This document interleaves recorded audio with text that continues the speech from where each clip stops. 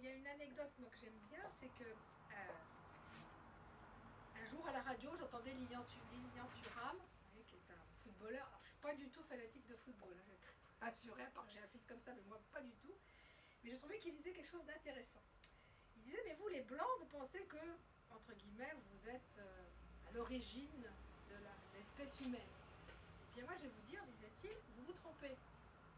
Ce sont nous les Noirs qui sommes à l'origine de l'espèce humaine. Et il disait, ben regardez, les hommes viennent d'où? De la vallée du Rift, vous savez, du Rift qui est dans l'Afrique orientale. Et donc, les premiers hommes étaient là. Puis après, ils ont migré. Il y en a qui sont migrés vers le nord, il y en a qui ont migré vers l'est, etc. Et il nous expliquait comment l'homme est devenu blanc. Simplement, quand vous êtes en plein milieu de l'équateur, sur la vallée du Rift, vous avez plein de soleil. Donc c'est normal que vous ayez une peau vos mélanocytes qui soient hyper actifs et qui envoient beaucoup de mélanine pour se protéger. Et la peau noire, elle est noire pourquoi? Pour se protéger contre les effets du soleil qui sont des cancers. Hein. Je veux dire, on est sujet à ça.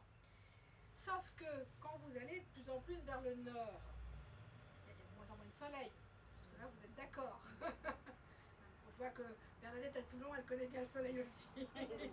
Mais comme vous allez... Or, on a vu que la peau jouait un rôle extrêmement important dans la synthèse de la vitamine D.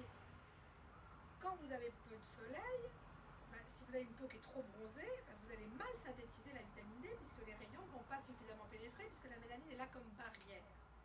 Donc qu'est-ce qu'on fait les générations humaines? La peau s'est éclaircie petit à petit pour justement permettre au soleil, le peu de soleil qu'il y a, de pénétrer sans être arrêté par la mélanine dans ces cas-là. Donc les blancs, on est devenus blancs petit à petit en montant, ce qui est logique quand vous êtes norvégien.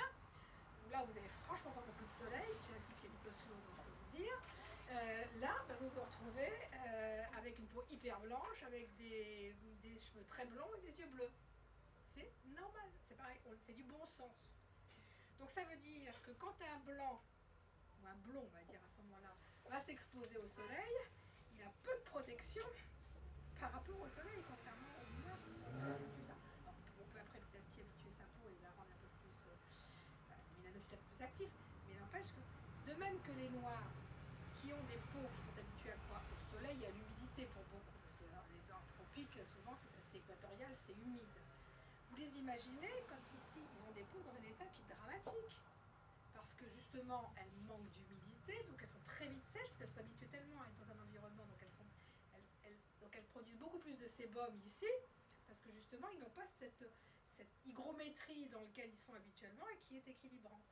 De même qu'ils ont souvent des problèmes de déséquilibre physiologique parce que la vitamine D, ils n'ont pas, elle se synthétise très mal. Et que dans notre univers, où nous voyageons beaucoup pour un oui, pour un non, qu'on soit de toutes les couleurs, eh bien on déséquilibre notre corps du fait de ne pas être dans l'univers pour lequel nous sommes destinés au départ. Est-ce que c'est... Et c'est ça que je trouve ça... Et là, quand Lilian Thuram m'a expliqué ça, j'ai trouvé ça interpellant. J'ai dit, ben oui, on est dans une civilisation où nous ne sommes pas toujours adaptés à notre environnement. Alors il y a plein d'avantages, hein, mais en tout cas, les inconvénients, c'est ça. Et que les problèmes de peau, on les comprend aussi à travers ça.